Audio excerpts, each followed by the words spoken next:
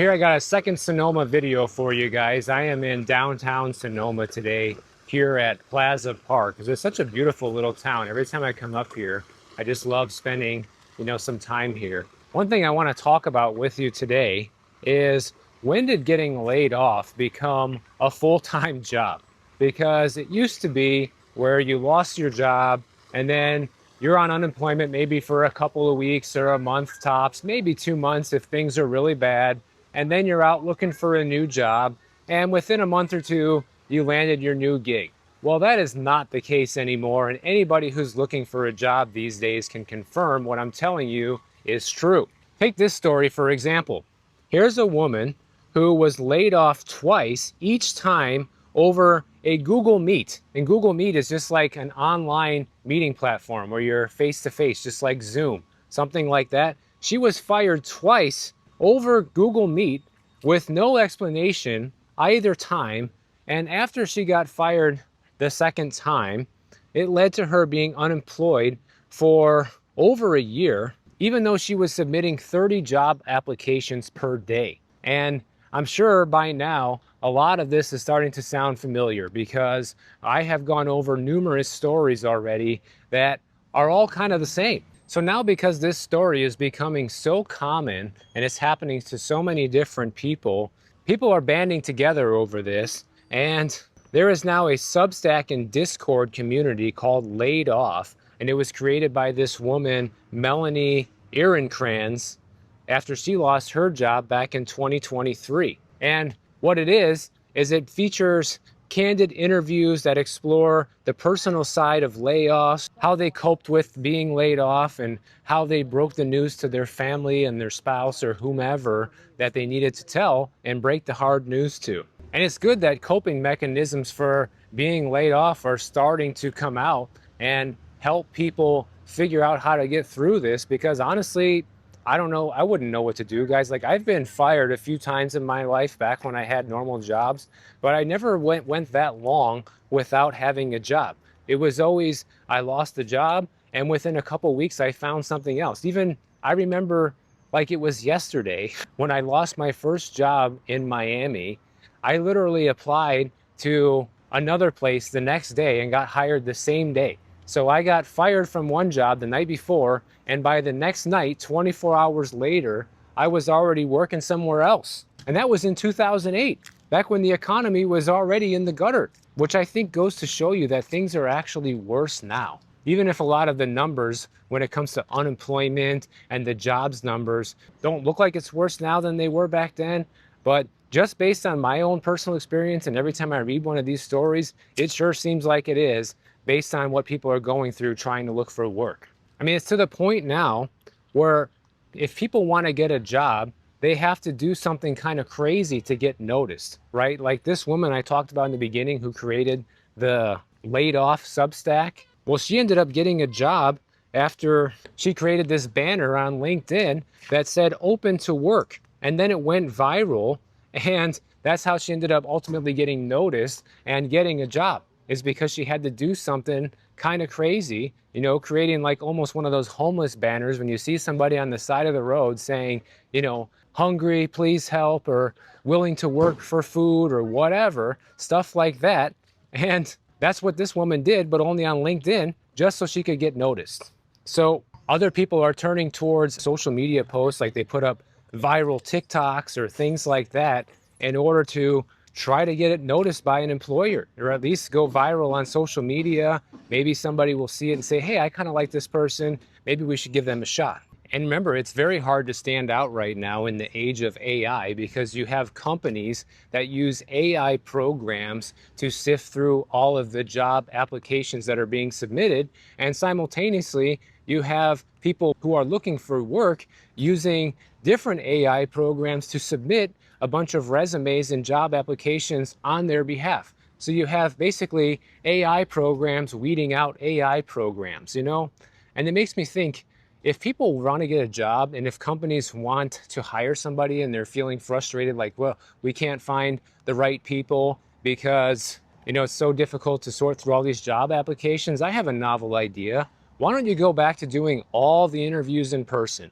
Not even Zoom, not Google Meet, because that can be faked. I've seen those on the news. They use AI programs to hide their identity and pretend they're somebody else in those online interviews. I'm talking face to face, sitting down in front of the other person, checking their ID, making sure that their credentials match up with who they say they are, and giving people a shot based on that. Who would have thought? You know, luckily enough for me, back when I had my last job, which was 2009, it's the last time I had a job. Luckily back then, all the interviews were still being done in person, at least all the jobs I ever applied to. I never once had to do an online job interview or application or anything. Everything was still in person back then. But it's nice to know that people who are in this vulnerable position right now are banding together and kind of sharing their stories and helping each other understand that they're not alone. And this is happening to everybody right now. Not everybody, but you know what I mean. And something else that I learned about America's labor market today is that we have a shrinking labor force in this country. And that's kind of even more striking once we go over some of the details, especially when we look at where the job market is right now. Because when the labor supply falls, the number of workers available to take a job also decreases, which leaves businesses scrambling to find people in order to fill their positions. And this might seem ideal for workers at first when employers are fighting over the same people to hire, but then after a while, the companies just kind of give up and they adapt and they don't need those people anymore. And that's kind of where AI comes in. Hey, when was the last time you saw one of those? I know I haven't seen one in the wild in a long time. Let's see, 50 cents for a local call, 2 minutes for $1 worldwide. So you can call anywhere for $1 for 2 minutes. It's not too bad. And also think about it like this. If there's fewer people who are working, then there's fewer people who are able to buy things, which means businesses all over start to struggle because people can't afford their products or services. But check this out. Since 2007, the number of new people entering the workforce has outweighed those exiting in 63% of the monthly jobs reports. But that trend has started to reverse over the past 3 months as the total number of people in the labor force has declined by 790,000 workers just from April through July. So that's a pretty big decline in just a few months. And they're saying right away, well, this is all due to the crackdown on immigration and border crossings. And so therefore, we just have less workers than before. But I don't understand how that's relevant, because if you got somebody coming over here illegally that doesn't even have the proper credentials to work and saying this somehow is a negative impact on the labor market and suddenly these employers can't fill positions, I have a hard time believing that, guys. Because first of all, it's illegal to employ somebody who doesn't have the proper credentials to work, right?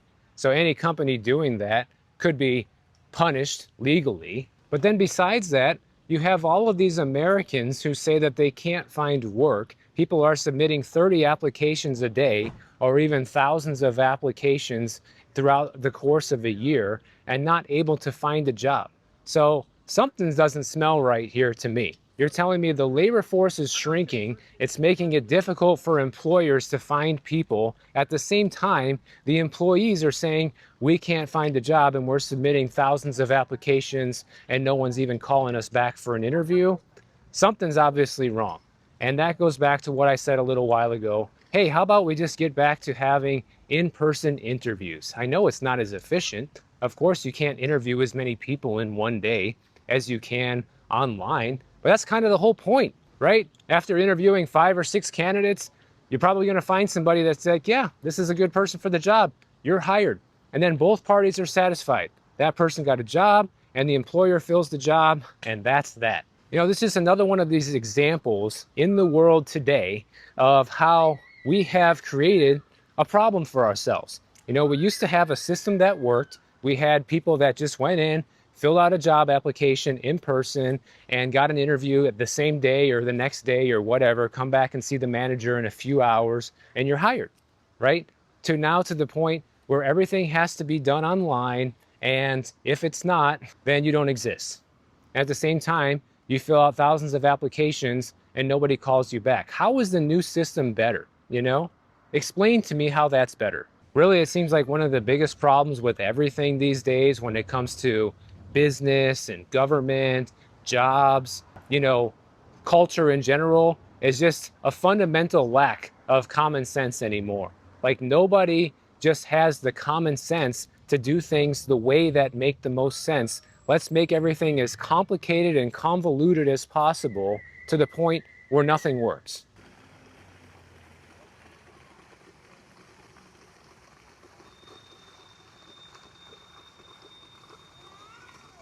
Washington State is a state where actually they are losing the largest amount of construction jobs more than any other state in the entire country. Take a look at this.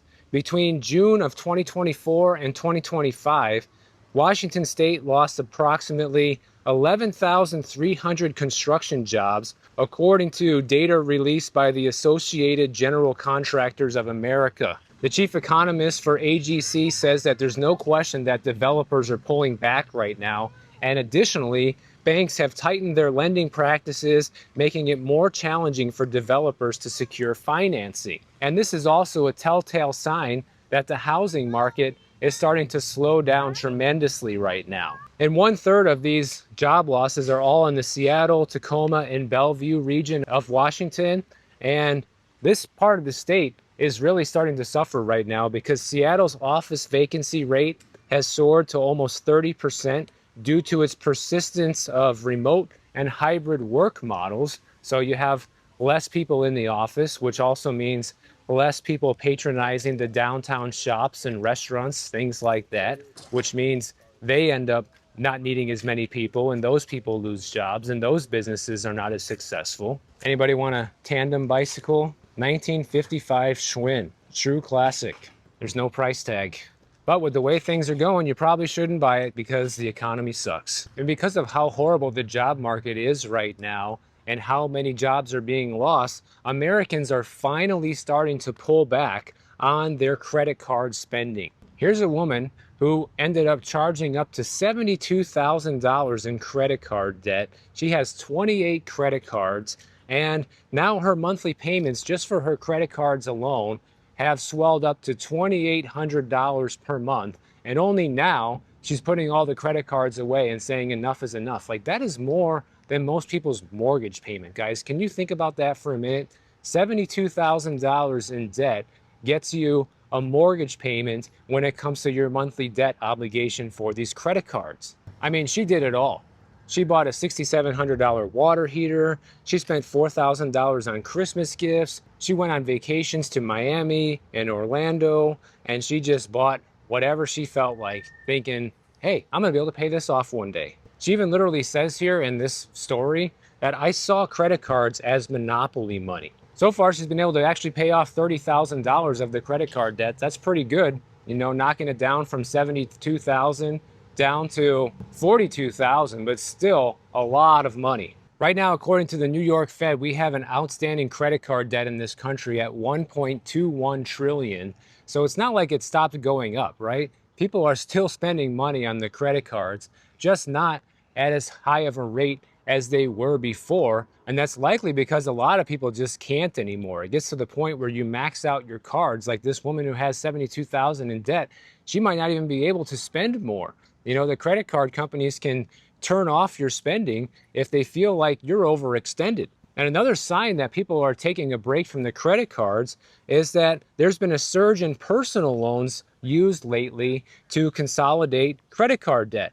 Personal loan originations jumped 18% in the first quarter from just a year ago, bringing the total balances to a record $257 billion. So you're just robbing Peter to pay Paul in this scenario. Now, yeah, it's probably still a better deal because on a personal loan, you might have a 7 or 9 or 10% interest rate versus a 25% interest rate on your credit card. So it's still better to shift the debt over there, but not if you haven't learned your lesson, not if you don't understand the spending habits that got you into this mess to begin with. And these bad habits have been lingering for a while because the share of Americans who are only making the minimum payments on credit cards is near a record high, according to the Federal Reserve Bank of Philadelphia. And this is exactly what I was talking about, because take a look at this. in a separate TransUnion study, they found out that while borrowers who consolidate credit card debt into personal loans initially reduce their credit card balances by an average of 57%, many of those people refill those cards within just 18 months. You know why? Because people don't understand how they got there to begin with. They think that they can just keep spending like that and somehow miraculously they're going to be able to pay it down. Like, some people just never learn, guys. And the problem is, even if you're trying to be good, even if you're trying to do everything right and pay down debt and save money, people can be tempted to go and spend money on something they don't have if the right offer comes along. And you know what I'm talking about. We've all seen it, where you're going through your inbox and then all of a sudden there's this impulse purchase that comes up, a deal that you just can't pass up, right? For me, it's usually something with guitar stuff. Like last year, I bought a $1,000 guitar for $600. It's hard to turn down 40% off, right? Because you're just never going to get a deal like that again. For women, it's usually some kind of fashion item or jewelry or clothing or whatever. We all have our vices. But the thing that separates people who are able to get ahead financially and the ones who continue to fall behind is really just self-discipline, guys. It comes down to, can you hold back from making a purchase that you shouldn't make, even when the deal is amazing? And that's unfortunately what you have to do when times are tight and money is scarce. And there's some evidence recently that a lot of companies are using something called surveillance pricing in order to get you to pay even more for the stuff that you can't even afford to buy. The FTC recently just came out with a warning that different companies might be using consumer data to set different online prices for the same product. Kind of like that story we talked about with retail stores, where they're able to have digital price tags at different stores like Target, Walmart. Some grocery stores are already starting to do this, right? And so when they have this different type of pricing model, then shoppers can be charged more based on your location, demographics, shopping habits, or browsing and purchase history. And obviously these companies are always collecting your data, which is why today's video is sponsored by Delete Me, because Delete Me helps you protect your personal data. So what is Delete Me? Delete Me is a hands-free subscription service that will remove your personal information that's being sold online. And Delete Me's privacy experts will remove you from hundreds of data brokers all year long. And it's important to keep your subscription active because they will continually run these searches and scans. And by keeping the scans active, you keep your information private. And these data brokers have some very sensitive information like your name, your address, your marital status, your past addresses, your relatives' info, court records. So if you're interested in protecting your sensitive data, sign up for Delete Me today and make sure you get 20% off your Delete Me subscription by using my link down below at joindeleteme.com/Bordenero, or use the QR code on the screen. These companies are collecting everything like your addresses, your home ownership information, parental status, your purchase history. They analyze whether someone is an impulse buyer or a cautious shopper, whether or not you pay off your credit cards or not each month. And there's actually been real examples of this happening, and this is what they found. A grill at the home improvement store Lowe's increased by $70 when the zip code was changed just 12 miles away. At Home Depot, a pressure washer showed higher prices in Hawaii and Guam, even though location settings weren't adjusted. On Amazon and Walmart, different third-party sellers offered the same TV at prices ranging from under $900 to over $1,000. And of course, these big companies like Target and Walmart, they claim they're not using the surveillance pricing at all. Home Depot says prices might vary by local store selection. Amazon pointed to independent sellers setting their own prices. And other companies like Lowe's and Best Buy and Kohl's and Chewy and several airlines never responded to the media inquiries about the surveillance pricing. So clearly, based on these answers, you can see that the way that they're kind of brushing this off and blaming it on somebody else, that they probably are doing it. They're just never going to admit it. So you kind of have to be your own internet police, You have to use a VPN if you want to change your location and make sure you're not being charged extra because of where you're located right now. You have to use services like Delete Me in order to make sure the data brokers do not have all your personal information, because the more that information that's out there, the more of it gets sold to these companies that can be used against you with surveillance pricing. It is just insane, guys. And really what people should be doing is they should be just really putting their spending in check and slowing down right now and taking a step back and looking at it like, can I really afford this? Am I really able to pay for everything that I'm spending money on right now?